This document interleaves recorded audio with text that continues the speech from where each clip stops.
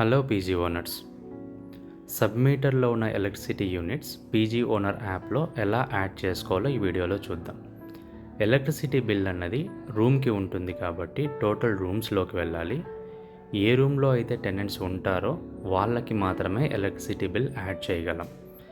Tenants లేని రూమ్కి electricity bulb symbol చూపించదు.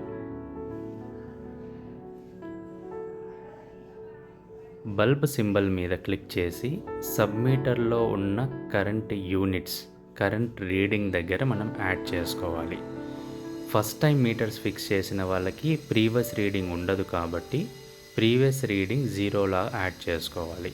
ఆటోమేటిక్గా టోటల్ యూనిట్స్ కన్జ్యూమ్డ్ అప్డేట్ అవుతుంది. ఎప్పుడైతే సేవ్ ఎలక్ట్రిసిటీ బిల్ మీద క్లిక్ చేస్తామో ఆ యూనిట్స్కి సంబంధించిన టోటల్ ఎలక్ట్రిసిటీ అమౌంట్ అప్డేట్ అవుతుంది.